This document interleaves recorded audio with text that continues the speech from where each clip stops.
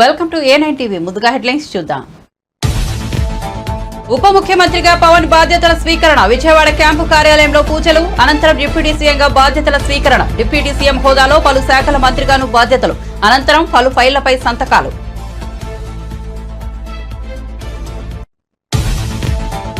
హోంమంత్రిగా బాధ్యతలు స్వీకరించిన వంకల్పూడి అనిత. బ్లాక్ 2లో ప్రత్యేక పూజల అనంతరం బాధ్యతల స్వీకరణ. మంత్రి అనితకు వేద పండితుల ఆశీర్వచనాలు.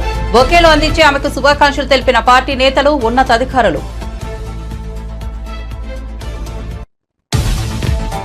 సామాన్య కార్యకర్త నుంచి జాతీయ స్థాయికి ఎదిగారంటే బీజేపీ కారణం. 152 రోజుల కుటుంబానికి దూరమై ప్రజా సంగ్రామ యాత్రలో పాల్గొన్నారని గుర్తు చేసిన మంత్రి.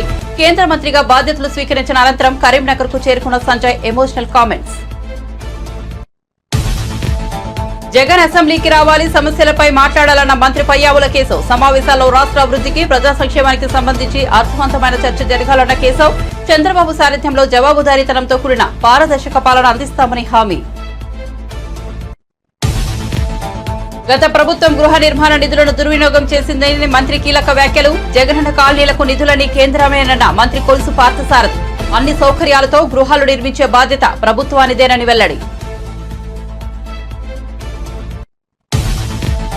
ఖమ్మంలో ఘనంగా టీయూడబ్ల్యూజే ఐజేయు రాష్ట్ర తృతీయ మహాసభలు. తెలంగాణ రాష్ట్ర సాధనలో జర్నలిస్టుల పాత్ర మరోలేనిదన్న పొంగులేటి శ్రీనివాసరెడ్డి. జర్నలిస్టులకు ప్రభుత్వం అన్ని విధాలుగా అండగా ఉంటుందన్న మంత్రి.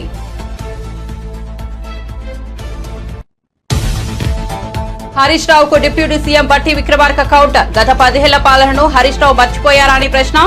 బీఆర్ఎస్ ప్రభుత్వంలో జరిగిన సంఘటనలు చూస్తే కడుపు తరుక్కుపోతుందని వెల్లడి.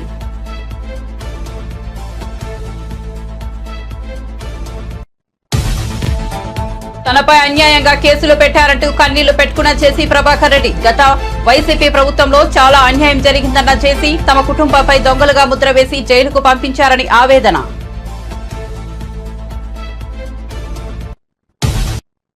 ఇక వార్త వివరాల్లోకి వెళ్తే, ఇటీవల జరిగిన సార్వత్రిక ఎన్నికల్లో తిరుగులేని విజయం సాధించిన జనసేన చీఫ్ పవన్ కళ్యాణ్ ఆంధ్రప్రదేశ్ ఉప ముఖ్యమంత్రిగా బాధ్యతలు స్వీకరించారు. అనంతకుముందు విజయవాడలోని క్యాంపు కార్యాలయంలో ప్రత్యేక పూజలు చేశారు. డిప్యూటీ సీఎం హోదాలో పంచాయతీరాజ్, గ్రామీణాభివృద్ధి, పర్యావరణ, అటవీ, శాస్త్ర సాంకేతిక శాఖల మంత్రిగాను బాధ్యతలు స్వీకరించారు.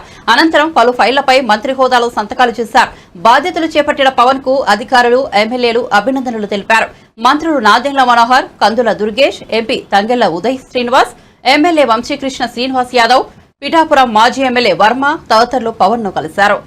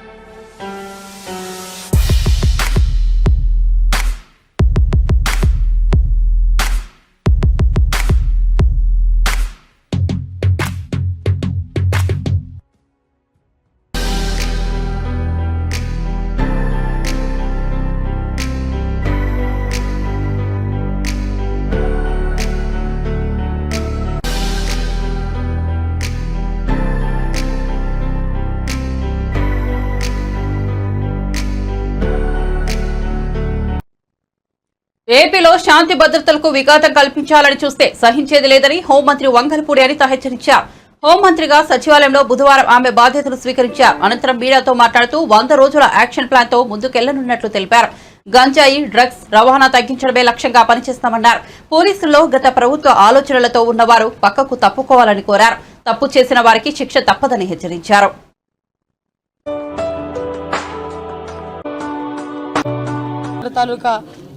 మాకు కృషితో ఈరోజు ఆంధ్రప్రదేశ్ రాష్ట్ర హోమ్ మినిస్టర్గా బాధ్యతలు తీసుకోవడం జరిగింది. ఈరోజు అందరికీ కూడా మా అందరికీ కూడా గుర్తుండిపోయే రోజు.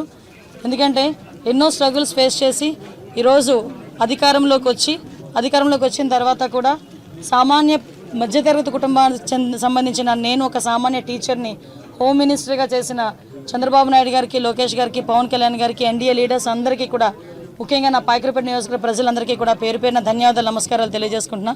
ఏదైతే చంద్రబాబు నాయుడు గారు మా మీద పెట్టిన ఈ గురుతర బాధ్యతని సమర్థవంతంగా నిర్వహిస్తామని దానికి ప్రతి ఒక్కరు కూడా సహాయ సహకారాలు అందించాలని నేను మనస్ఫూర్తిగా కోరుకుంటున్నా. ఏదైతే లాస్ట్ 5 yearsలో లా అండ్ ఆర్డర్ విషయంలో చాలా ఇబ్బందికరమైన పరిస్థితులు ప్రజలందరూ ఎదుర్కొన్నారు.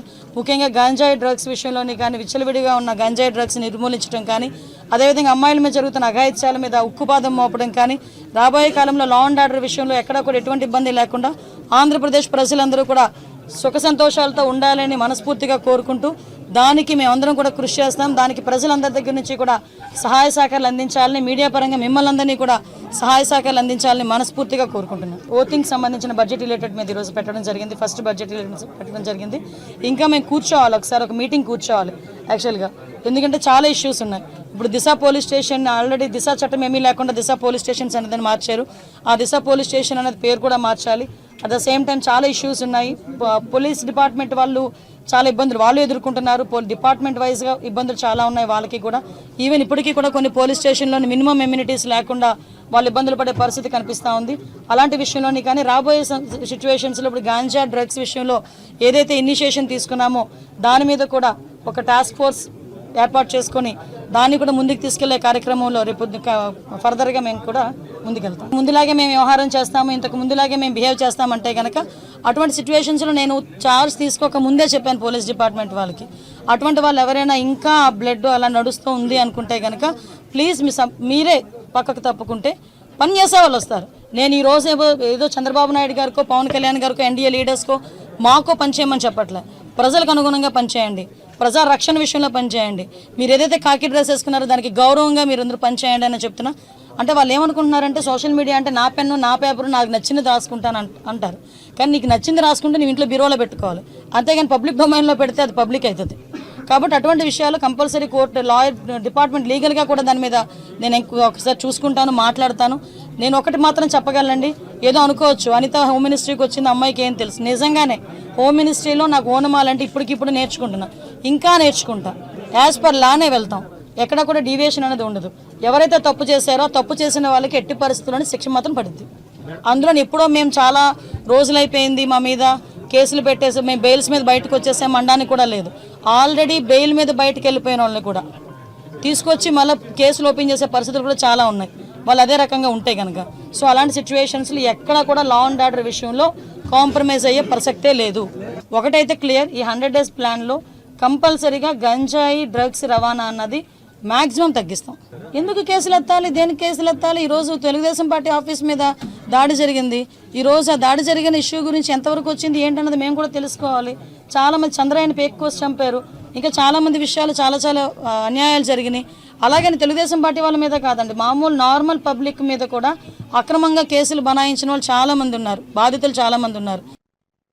మంత్రి నాలా లోకేష్ నిర్వహిస్తున్న ప్రజా దర్బార్ కు విశేష స్పందన లభిస్తోంది. ఉండవల్లిలో నివాసంలో బుధవారం నిర్వహించిన ఈ కార్యక్రమానికి మంగళగిరి నియోజకవర్గంతో పాటు ఇతర ప్రాంతాల నుంచి ప్రజలు తరలి వచ్చి సమస్యలను విన్నవించుకున్నారు.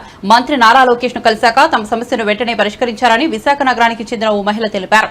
విశాఖకు చెందిన అభ్యుదయ గ్రామీణ డ్వాక్రా రాష్ట్ర కమిటీ అధ్యక్షురాలు దేవకీదేవి ఎగ్జిబిషన్ గడువు రెన్యువల్ కోసం గత కొన్ని రోజులుగా ఉన్నతాధికారుల చుట్టూ తిరిగారు. తాము తయారు చేసుకున్న చేతి వృత్తుల ఉత్పత్తుల అమ్మకం కోసం అధికారులను గడువు కోరినా ఫలితం దక్కలేదని ఆవేదన వ్యక్తం చేశారు. బుధవారం మంత్రి లోకేష్ ను కలిశాక గంటలో సమస్య తీరిపోయిందంటూ దేవకీదేవి భావోద్వేగానికి గురై కన్నీటి పర్యంతమయ్యారు. నేను అభ్యుదయ గ్రామీణ, నా పేరు కోట దేవకీదేవి అండి. నేను అభ్యుదయ గ్రామీణ డ్వాక్రా స్టేట్ కమిటీ ప్రెసిడెంట్గా పనిచేస్తున్నానండి గత 2015 నుంచి. ఇప్పుడు గత జరిగిపోయిన 5 సంవత్సరాల్లో మేము డ్వాక్రా మహిళలు ఎన్నో కష్టాలు పడ్డాము. గవర్నమెంట్కు పేమెంట్ కట్టి లక్షలు కట్టి మేము చేసుకున్నామండి. ఆ లక్షలు కట్టినా కూడా ఎలక్షన్ కోడ్ ఉండి పోలీసు వారు పర్మిషన్ ఆపేశారు. మాకు డ్వాక్రా బజారు చేనేత నా పేరు కోట దేవకీదేవి అండి. నేను మాజీ ముఖ్యమంత్రి జగన్ అసెంబ్లీకి రావాలని ఆంధ్రప్రదేశ్ శాసనసభ వ్యవహారాల మంత్రి పయ్యావుల కేశవ్ సూచించారు. బుధవారం ఆయన అసెంబ్లీలోని కార్యాలయంలో బాధ్యతలు స్వీకరించారు. అనంతరం మాట్లాడుతూ శాసనసభ సమావేశాల్లో రాష్ట్ర అభివృద్ధికి ప్రజా సంక్షేమానికి సంబంధించి అర్థవంతమైన చర్యలు చర్చలు జరపాలని ఆకాంక్షించారు. ముఖ్యమంత్రి చంద్రబాబు సారథ్యంలో ప్రజలకు జవాబుదారీతనంతో కూడిన పారదర్శక పాలన అందించేందుకు కృషి చేస్తామన్నారు. జగన్ సభకు వచ్చి ప్రజా సమస్యపై మాట్లాడాలని కోరుకుంటున్నారని పేర్కొన్నారు.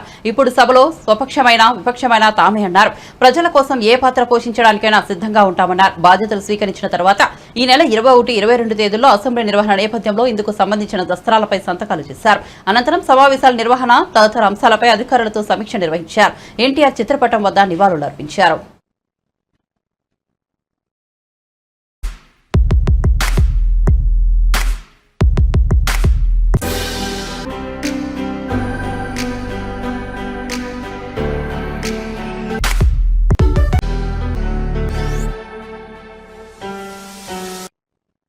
వ్యవసాయ రంగానికే రాష్ట్ర ప్రభుత్వం తొలి ప్రాధాన్యత అని డిప్యూటీ సీఎం బట్టి విక్రమార్క వెల్లడించారు. హైదరాబాద్ లో నిర్వహించబడిన 14వ రాష్ట్ర స్థాయి బ్యాంకర్ల సమావేశంలో బట్టి విక్రమార్క, మంత్రి తుమ్మల నాగేశ్వరరావు పాల్గొన్నారు. అప్పు తీసుకోవడం అభివృద్ధిలో భాగమని బట్టి తెలిపారు.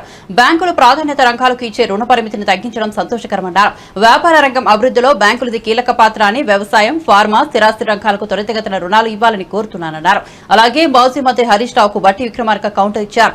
గత 10 ఏళ్ల పాలనను హరీష్ రావు మర్చిపోయారా అంటూ ఎద్దేవా చేశారు. బీఆర్ఎస్ పాలనలో జరిగిన సంఘటనలు చూస్తే కడుపు తరుక్కుపోతోందని, రాష్ట్రంలో లా అండ్ ఆర్డర్ తమ ప్రభుత్వం ఫస్ట్ ప్రియారిటీ అని వెల్లడించారు. అవాంఛనీయ సంఘటనలకు పాల్పడే వ్యక్తులకు మాత్రం ఉక్కుపాదంతో అణిచివేసి కఠిన చర్యలు విధిస్తామని హెచ్చరించారు. ముఖ్యమంత్రి రేవంత్ రెడ్డి గారు కూడా స్పష్టంగా రుణమాఫీ చేస్తామని చెప్పి పార్లమెంట్ ఎన్నికల కంటే ముందు కూడా చెప్పడం జరిగినటువంటి పరిస్థితి కూడా మీకు తెలిసింది. Chief Minister, the entire cabinet colleagues and the party fully committed towards the waiving of the crop loans. రుణమాఫీ మేము చేస్తామని చెప్పిన మాటని తూచా తప్పకుండా అమలు చేస్తాం కూడా. ఎవరికైనా సందేహాలు ఉంటే, లేకపోతే ఎవరికైనా రాజకీయ పరమైన ఆలోచనలు ఉంటే వాళ్ళ ఆలోచనలు వాళ్ళు చేస్తూనే ఉండమని చెప్పండి. మేము చేసే పని మాత్రం స్పష్టంగా చేస్తాం. ద వే రైతు బంధు ఏరో అని ప్రచారం చేస్తే ఏది చూపించాం, అట్లాగే రుణమాఫీ కూడా మేము ఈ ఆలోచన మీకు ఉండొచ్చు. మీరు ₹1,00,000 రుణమాఫీ చేస్తా అని చెప్పి 5 ఏళ్ళు చేయకుండా తాత్సారం చేసి మీలాగనే మిగతా పార్టీలు కూడా ఉంటాయని మీరు ఊహించుకుంటుండొచ్చు. కానీ మేము అలా ఉన్నాం, చేస్తాం, తప్పనిసరిగా చేస్తాం. Will do that.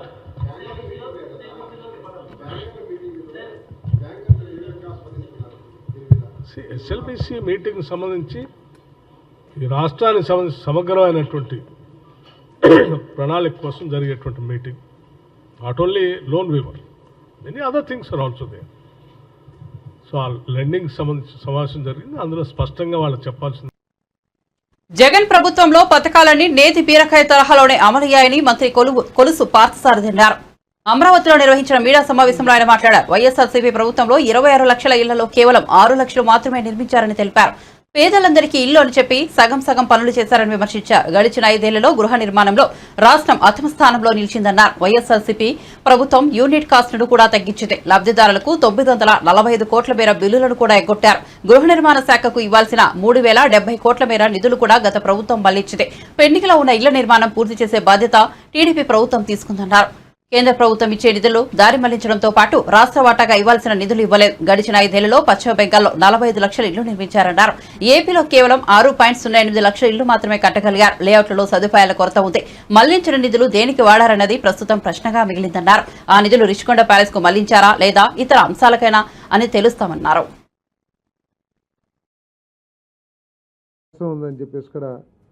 ఈ నిధులన్నింటినీ కూడా డైవర్ట్ చేశారని చెప్పేసి కూడా మనం చేస్తాను. అంటే మన పరపతి ఎంతవరకు దిగజారిందంటే, కేంద్ర ప్రభుత్వం నిధులు ఇవ్వాలంటే ఒక ఎస్ఎన్ఏ అకౌంట్ అని చెప్పేసి ఒకటి అకౌంట్ ఓపెన్ చేస్తే కానీ మేము ఇవ్వము అని చెప్పేసి ఒక దశలో ఈ గృహ నిర్మాణానికి ఫండ్స్ ట్రాన్స్ఫర్స్ కూడా ఆపేసిన విషయాన్ని కూడా మీ దృష్టికి తీసుకొస్తాను. ఇటువంటి డైవర్షను మిస్యూజ్ జరుగుతుందనే ఉద్దేశంతో 7% పీనల్ ఇంట్రెస్ట్ కూడా ప్రభుత్వం మీద కేంద్ర ప్రభుత్వం వేయటమే కాకుండా దాదాపు 27 కోట్ల రూపాయలు మనం పీనల్ ఇంట్రెస్ట్ కూడా కేంద్ర ప్రభుత్వానికి చెల్లించామని చెప్పేసి ఈ సందర్భంగా తెలియజేస్తామని నేను. మరి మా మీద ఉన్న బాధ్యత 13.8 లక్షలు ఏదైతే పెండింగ్లో ఉన్నాయో ఇల్లులు, ఆ ఇళ్ళనన్నింటినీ కూడా పూర్తి చేయాల్సిన బాధ్యత ఈ ప్రభుత్వం మీద ఉందని చెప్పేసి మనం చేస్తానని నేను. మరి తప్పుకోకుండా ఆ ఇళ్ళనన్నింటినీ కూడా పూర్తి చేస్తానికి ఈ చంద్రబాబు నాయుడు గారి ప్రభుత్వం కట్టుబడి ఉంది అని చెప్పేసి కూడా తెలియజేస్తూ, మరి అంతేకాకుండా ఈ ఇళ్లలో మౌలిక సదుపాయాలు కూడా, మన లేఅవుట్స్లో మౌలిక సదుపాయాలు కూడా పెద్ద సమస్యగా మారిపోయింది. గత ప్రభుత్వం, చంద్రబాబు నాయుడు గారి ప్రభుత్వం ఈ మున్సిపాలిటీస్కి అతి దగ్గరలో ల్యాండ్ ఎక్విజిషన్ చేసి టిట్కో ఇళ్ళు ప్రారంభిస్తే, ఈ ప్రభుత్వంలో ఈ లేఅవుట్లని నివాసయోగ్యం లేని ప్రాంతాల్లో, నిర్మాణానికి అనువుగా లేని ప్రాంతాల్లో ఈ సైట్స్ని ఈ ల్యాండ్ ఎక్విజిషన్ చేయటం మూలంగా ఈ స్కీమ్ కుంటుపడిందని చెప్పేసి కూడా మీ అందరికీ మనం చేస్తాను నేను. ఎందుకంటే చాలా చోట్ల చెరువుల్ని ఎక్వైర్ చేశారు, కొండ వాడు ప్రాంతాలని ఎక్వైర్ చేసేసారు, శ్మశానాలు పక్కన ఎక్వైర్ చేశారు. ఊరికి 10 కిలోమీటర్లు 15 కిలోమీటర్లు ఎక్కడైతే మౌలిక వసతులు కానివ్వండి, లేదా పేదవాళ్ళు వాళ్ళ జీవనోపాధి కోసం ఎక్కడ అవకాశాలు లేని చోట్ల వీటిని ఈ ల్యాండ్ ఎక్విజిషన్ చేయటం మూలంగా ఈ స్కీమ్ కుంటుపడిందని చెప్పేసి కూడా నేను మీ అందరికీ సేవనీయంగా మనం చేస్తానండి. మరి ఈ ఇన్ఫ్రాస్ట్రక్చర్ డెవలప్మెంట్ కోసం ప్రత్యేకంగా మరి ల్యాండ్ లెవెలింగ్ కానివ్వండి, లేదా రోడ్స్ కానివ్వండి, వీటికి కేంద్ర ప్రభుత్వ సహకారంతో, మరి ముఖ్యమంత్రి గారి సహకారంతో పంచాయతీరాజ్ నిధులు సేకరించి ఖమ్మంలో టీయూడబ్ల్యూజే ఐజేయు రాష్ట్ర తృతీయ మహాసభలు ఘనంగా జరిగాయి. ఈ మహాసభలకు మంత్రి Ponguleti Srinivasa Reddy, media academy chairman Srinivasa Reddy హాజరయ్యారు. ఈ సందర్భంగా నేతలు, జర్నలిస్టులు ఇటీవల కన్నుమూసిన మీడియా మోఘల్ రామోజీరావుకు ఘన నివాళులర్పించారు. అనంతరం మంత్రి పొంగులేటి మాట్లాడుతూ తెలంగాణ రాష్ట్ర సాధనలో జర్నలిస్టుల పాత్ర మరవలేదన్నారు. గత ప్రభుత్వ 10 ఏళ్ల పాలనలో జర్నలిస్టులకు చేసిందేమీ లేదని విమర్శించారు. గతంలో హైదరాబాద్ జర్నలిస్టులకు కేటాయించిన ఇళ్ల స్థలాలను అతి త్వరలోనే అందజేస్తామన్నారు. అలాగే ఖమ్మం జిల్లా జర్నలిస్టుల ఇళ్ల స్థలాల సమస్యను త్వరలోనే పరిష్కరిస్తామని హామీ ఇచ్చారు. ఇక అక్రిడేషన్ కార్డులో మరో 3 నెలలు పొడిగిస్తున్నట్లు తెలిపారు. హెల్త్ కార్డుల అంశంపై ముఖ్యమంత్రితో చర్చించిన తర్వాత నిర్ణయం తీసుకుంటామన్నారు. జర్నలిస్టులకు కాంగ్రెస్ సర్కార్ అన్ని విధాలుగా అండగా ఉంటుందని మంత్రి పొంగులేటి చెప్పారు. కొన్ని కోర్టులో ఉన్న కారణంగా జీవోలు ఇచ్చినా అది ఇంప్లిమెంటేషన్ జరగలేదు. ఆ కోర్టుకు సంబంధించినవి కూడా గత ప్రభుత్వంలోనే జడ్జిమెంట్ వచ్చినా ఏదో వంక చేసి కాలయాపన తెచ్చుకున్న తెలంగాణ కోసం పోరాటం చేసిన, ఇందాక శేఖరన్న చెప్పినట్లు పోరాటం చేసిన అందరితో పాటు అదే గాడికి కట్టేశారు జర్నలిస్టులని ఆనాటి ప్రభుత్వం. ఈ తెలంగాణ రాష్ట్ర సాధనలో మీ పాత్ర ఎంతున్నది అన్నది ఈనాడు తెలంగాణ ప్రజలందరూ ఎవరు కూడా మర్చిపోరు. దాంట్లో భాగంగా గడిచిన 10 సంవత్సరాల్లో ఈ తెలంగాణ తెచ్చుకున్న తెలంగాణలో తెలంగాణ ప్రజలు ఎంత సుఖపడ్డారు, దాంట్లో జర్నలిస్టులు ఎంత ఆనందపడ్డారో నాకు కానీ, ఈ ప్రభుత్వంలోని ముఖ్యమంత్రిగా ఉన్న రేవంత్ రెడ్డి గారికి కానీ, ఈ ప్రభుత్వానికి కానీ, ఈ తెలంగాణ ప్రజలకు కానీ తెలియంది కాదు. ఈ తెచ్చుకున్న మార్పు కావాలి అని తెచ్చుకున్న ఈ పేదోడి ప్రభుత్వంలో ఇళ్ల స్థలాలకు సంబంధించిన అంశాల్లో గౌరవ ముఖ్యమంత్రి గారితో నేను ఇక్కడికి వచ్చే ముందు మాట్లాడాను. శ్రీనివాసరెడ్డి గారిని చైర్మన్గా వేసే రోజు చాలా వివరంగా డిస్కస్ చేశాం. రాత్రి నేను ఇక్కడ ఇట్లా వెళ్తున్నానని చెప్పాను.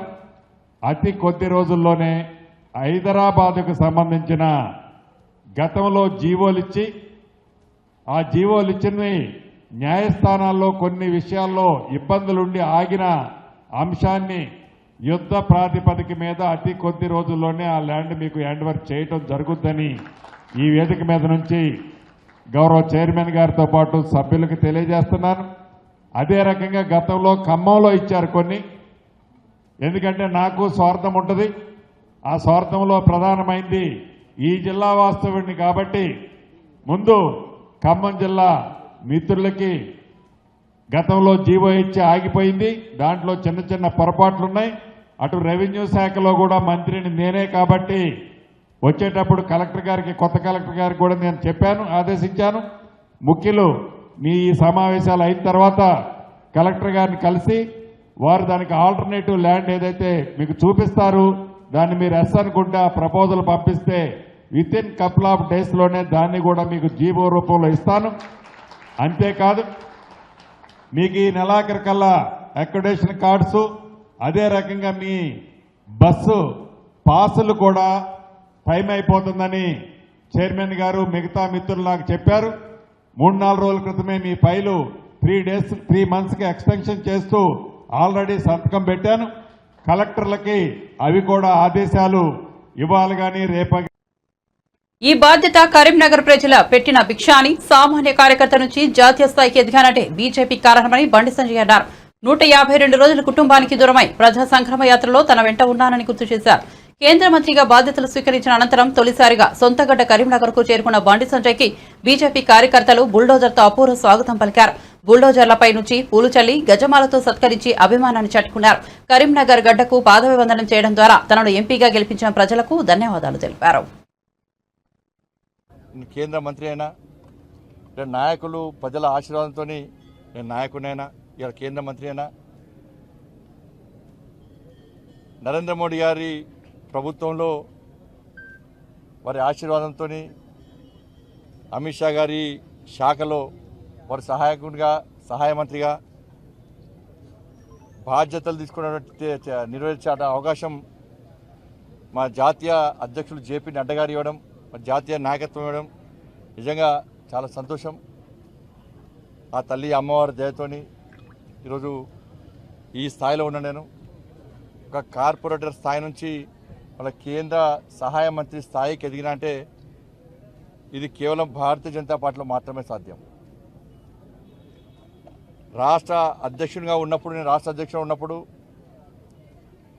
ఈ తెలంగాణ రాష్ట్రంలో బీఆర్ఎస్ పార్టీ ప్రభుత్వం భారతీయ జనతా పార్టీ కార్యకర్తల మీద ప్రయోగించినటువంటి లాఠీ చార్జ్, లాఠీ దెబ్బలకు ఇలా నాకు గుర్తింపు వచ్చింది. తెలంగాణ రాష్ట్రంలో బీఆర్ఎస్ పార్టీ మూర్ఖత్వ పాలనకు వ్యతిరేకంగా నా కార్యకర్తలు జైలుకు పోయిన సందర్భంలో దాని షీట్స్, కమ్యూనల్ షీట్లు, గృహ నిర్బంధాలు చేసిన సందర్భంలో కార్యకర్తల వల్ల నాకు ఇలా గుర్తింపు వచ్చింది.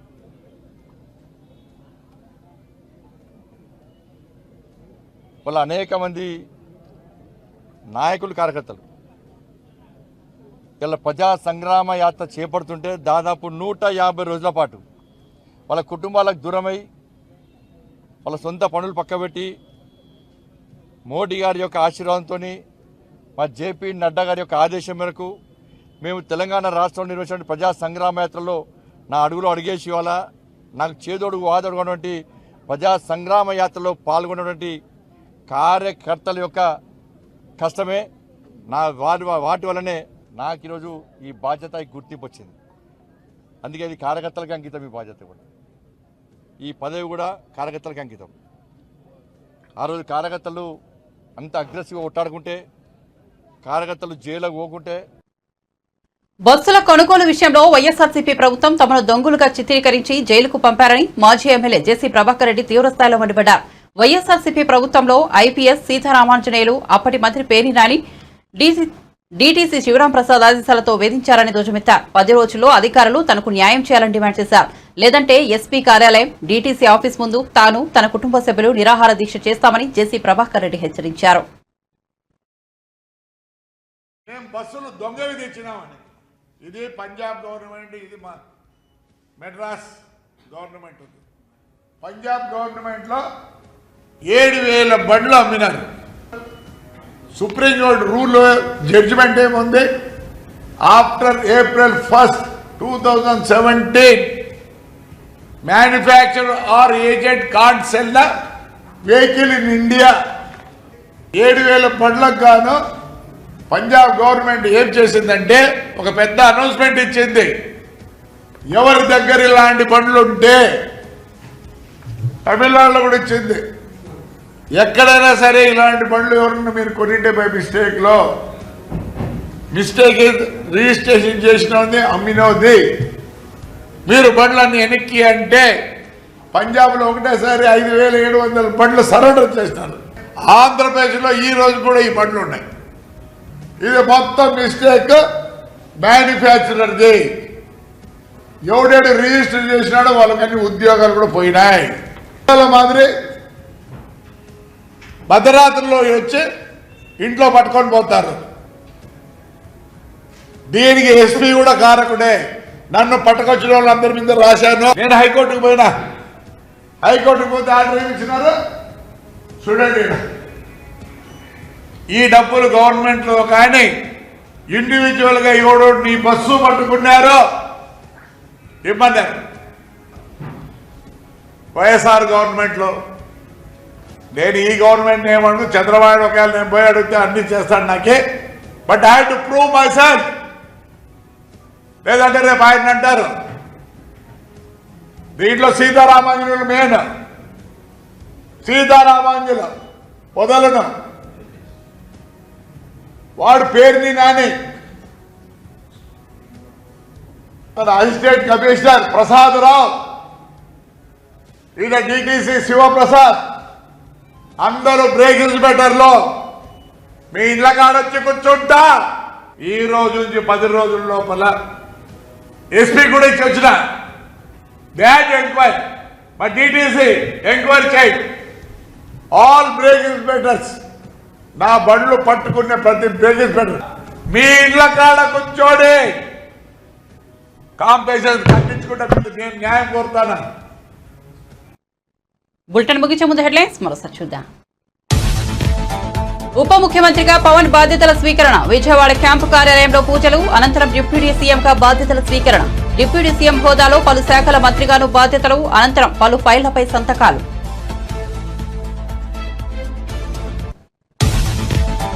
హోంమంత్రిగా బాధ్యతలు స్వీకరించిన వంగలపూడి అనిత. బ్లాక్ 2లో ప్రత్యేక పూజల అనంతరం బాధ్యతల స్వీకరణ. మంత్రి అనితకు వేద పండితుల ఆశీర్వచనాలు.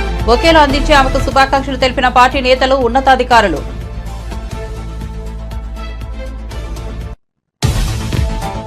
సామాన్య కార్యకర్త నుంచి జాతీయ స్థాయికి ఎదిగారంటే బీజేపీ కారణం. 152 రోజుల కుటుంబానికి దూరమై ప్రజా సంక్షేమ యాత్రలో పాల్గొన్నానని గుర్తు చేసిన మంత్రి. కేంద్ర మంత్రిగా బాధ్యతలు స్వీకరించిన అనంతరం కరీంనగర్ కు చేరుకున్న సంజయ్ ఎమోషనల్ కామెంట్స్. జగన్ అసెంబ్లీకి రావాలి, సమస్యలపై మాట్లాడాలన్న మంత్రి పయ్యావుల కేశవ్. సమావేశాల్లో రాష్ట్ర అభివృద్ధికి, ప్రజా సంక్షేమానికి సంబంధించి అర్థవంతమైన చర్చ జరగాలన్న కేశవ్. చంద్రబాబు సారథ్యంలో జవాబుదారీతనంతో కూడిన పారదర్శక పాలన అందిస్తామని హామీ. గత ప్రభుత్వం గృహ నిర్మాణ నిధులను దుర్వినియోగం చేసిందన్న మంత్రి కీలక వ్యాఖ్యలు. జగనన్న కాలనీలకు నిధులన్నీ కేంద్రమేనన్న మంత్రి కొలుసు పార్థసారథి. అన్ని సౌకర్యాలతో గృహాలు నిర్మించే బాధ్యత ప్రభుత్వానిదేనని వెల్లడి.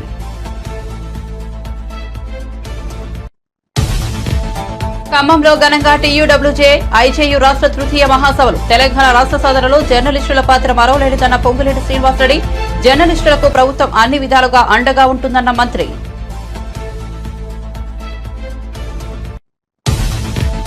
హరీష్ రావుకు డిప్యూటీ సీఎం బట్టి విక్రమార్క కౌంటర్. గత 10 ఏళ్ల పాలనను హరీష్ రావు మర్చిపోయారని ప్రశ్న. బీఆర్ఎస్ ప్రభుత్వంలో జరిగిన సంఘటనలు చూస్తే కడుపు తరుక్కుపోతుందని వెల్లడి.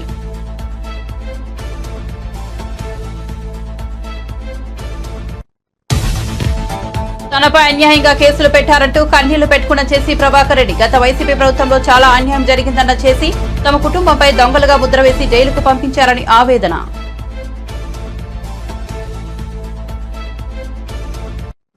మరిన్ని అప్డేట్స్ కోసం చూస్తూనే ఉండండి A9 TV.